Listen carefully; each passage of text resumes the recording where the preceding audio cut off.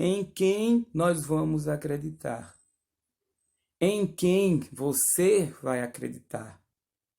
Na mídia ou no doutor que estudou muitos anos na faculdade, aprendendo para pôr em prática aquilo que ele aprendeu na faculdade durante muitos anos? Eu quero que você preste atenção nesses dois vídeos que nós vamos colocar postado, né, nas redes sociais, mas eu quero chamar a atenção dos brasileiros. O doutor Luiz Ovando, ele vai explicar sobre o coronavírus. E o outro vídeo é de um doutor também, que misteriosamente a sua entrevista foi interrompida pela emissora CNN. O que é que a mídia quer esconder do povo brasileiro? Será que alguns governadores dos estados estão querendo que o Brasil entre em colapso financeiro para culpar o presidente Jair Messias Bolsonaro? Vamos ver esses dois vídeos. Deixa aí seu comentário e compartilhe este vídeo. Em quem nós vamos acreditar? Em quem você vai acreditar? Na mídia ou nos doutores? Você vai ter que fazer a sua escolha. Em quem você vai acreditar? Em quem eu vou acreditar? Em quem o Brasil vai acreditar? Na mídia ou nos doutores? Faça a sua escolha agora. Olá, aqui Dr. Luiz Ovando, deputado federal por Mato Grosso do Sul. Eu quero, nesta oportunidade, falar com vocês sobre a fala do presidente. Bolsonaro está certo. Ele classificou a pandemia pelo coronavírus como uma gripezinha. É importante você não se assustar. E aqui, para a gente começar a conversar, eu quero dizer para vocês a minha credencial, né? Eu sou médico há 45 anos, clínico, cardiologista, geriatra, intensivista, especializado em medicina esportiva, ecocardiografista e pós-graduado na Universidade Americana de Minnesota. De uma maneira geral, as pessoas talvez estejam questionando e dizendo que num dos vídeos eu disse que nós deveríamos ficar confinados. É preciso ter coerência, e aqui eu quero argumentar inicialmente sobre isso. A coerência e o equilíbrio são fundamentais, principalmente quando nós lidamos com poder. É interessante, vou citar aqui um versículo bíblico para vocês, que está lá em Romanos 13:1, que diz que nós devemos obedecer às autoridades. Toda autoridade vem de Deus. E aquilo que ficou estabelecido, é importante que nós obedeçamos. Mas não quer dizer que nós devamos ser condescendentes, aceitarmos tudo. Nós precisamos ver as evidências, principalmente as científicas. E aqui, após o pronunciamento do presidente, todos resolveram criticar o presidente, principalmente os presidentes do Senado e da Câmara Federal. E aqui a minha pergunta: qual é a autoridade que tem essas duas autoridades, do ponto de vista epidemiológico, para criticar o presidente? Você vai pensar sobre isso e responder com você e na sua roda de contatos. Eles expressam opiniões inconsistentes e eivadas de interesses outros que não da população. Vejam o fundamento do posicionamento do presidente. Vamos aqui entender um pouquinho para a gente não ficar apaixonado e não deixar que a racionalidade vá à frente das nossas opiniões. O Brasil tem 211 milhões de habitantes. 69% da população está entre 20 e 59 anos de idade. Isso significa 146 milhões de habitantes. 88,46% da população está abaixo de 60 anos de idade, ou seja, 186 milhões. A força de trabalho máxima está aí. 11,54% da população está acima de 60 anos, ou seja, 24 milhões de habitantes. 4% da população acima de 70 anos, ou seja, 8,4 milhões de habitantes. E esse pessoal não trabalha mais, muito poucos. Então, o perfil epidemiológico agora, da doença e faixa etária, é o que a gente precisa concentrar. Na China, a taxa de mortalidade abaixo dos 50 anos foi de 0,4% dos infectados. Na Alemanha, 0,35%. Na Coreia, 1,23%. No Brasil, até o momento, é de 1,55%. Na Espanha, de 6,06%. E na Itália, variando de 6,96% a 9%. Cerca de 80% dos sintomas é leve. O aumento da faixa etária requer internação. E é bom destacar que nem sempre a internação é benéfica. Atente bem para isso, o que eu vou falar agora. No Brasil, a cada 3 minutos, 2 brasileiros morrem em hospital devido a erro que poderia ser evitado. Em 2015 foram 434 mil óbitos. 1.000 óbitos por dia.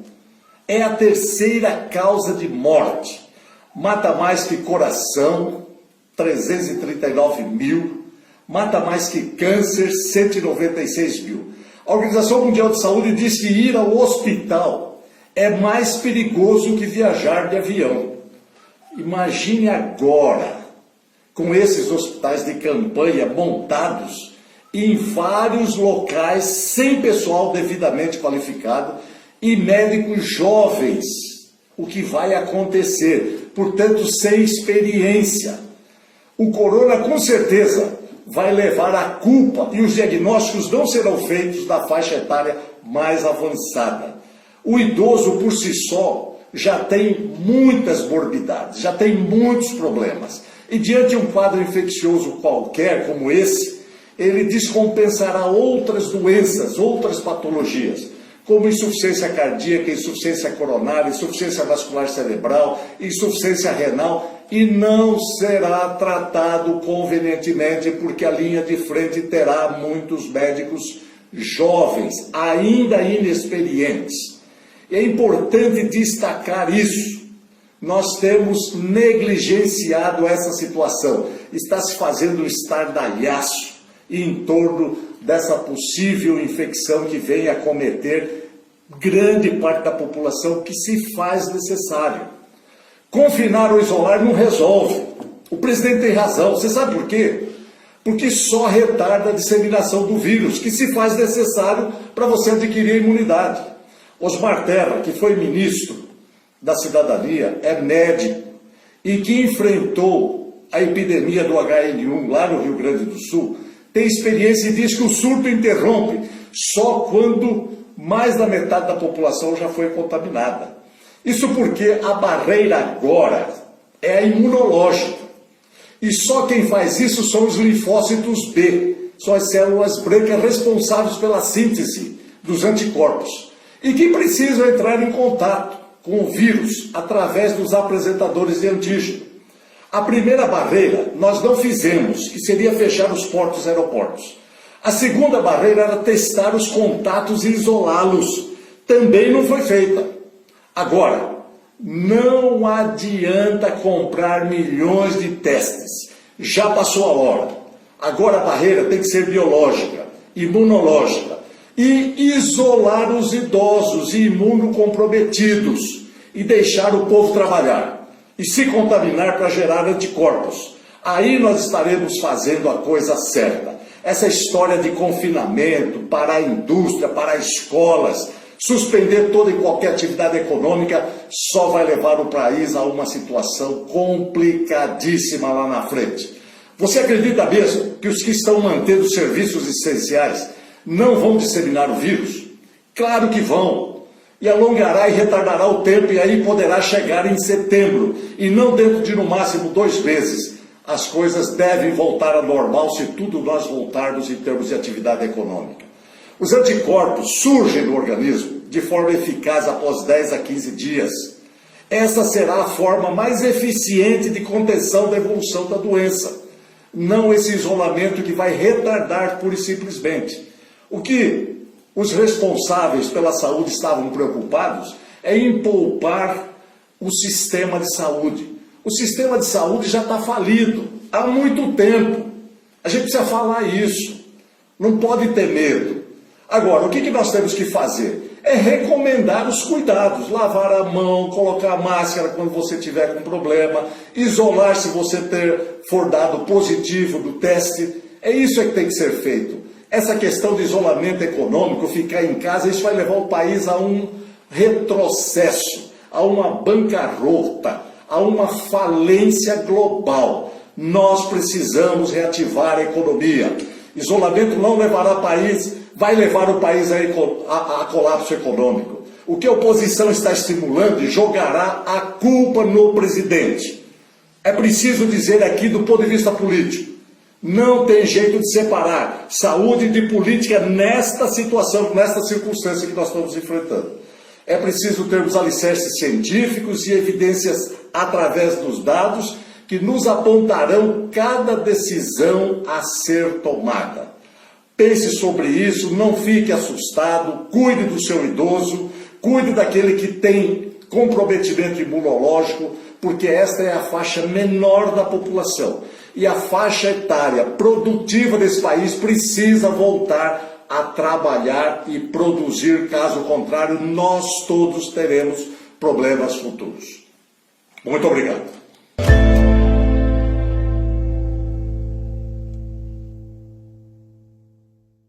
Em torno de 2.900 pessoas infectadas, 70 mortes aproximadamente. Em um dia, na Alemanha ou na França, o dobro dessas pessoas infectaram. Ou seja, o Brasil em 3 semanas teve metade do número de pessoas infectadas por dia na Alemanha e na França. Não vou nem falar da Itália. Por que isso acontece? Porque é um caso, é o que nós temos estudos científicos mostrando. O coronavírus ele é extremamente sensível à temperatura. Desde 1985, os estudos mostraram que a família coronavírus não se multiplica bem, não sobrevive bem em temperaturas acima de 20 graus centígrados. E a melhor temperatura para ele disseminar é abaixo de 10 graus. É um trabalho de 1985. E um trabalho em MIT mostrou exatamente isso. Então nós ainda estamos no verão, no calor. Esse calor vai acabar provavelmente em maio. Certo? Então, não é o momento de nós fazermos um confinamento com prejuízo econômico e de saúde às pessoas. O professor Ioannidis e o doutor Stephen Watts, também dos Estados Unidos, mostraram o seguinte: se nós fizermos um confinamento desse tipo, nós vamos levar doenças mentais, problemas psicológicos e outras doenças que possivelmente não recuperáveis, como suicídio, como violência. Nós sabemos que nesses últimos dias houve aumento da violência contra mulheres e entre as pessoas também. Tá certo, então, doutor. A gente não vai mais conseguir continuar com essa entrevista. O doutor não está conseguindo nos ouvir.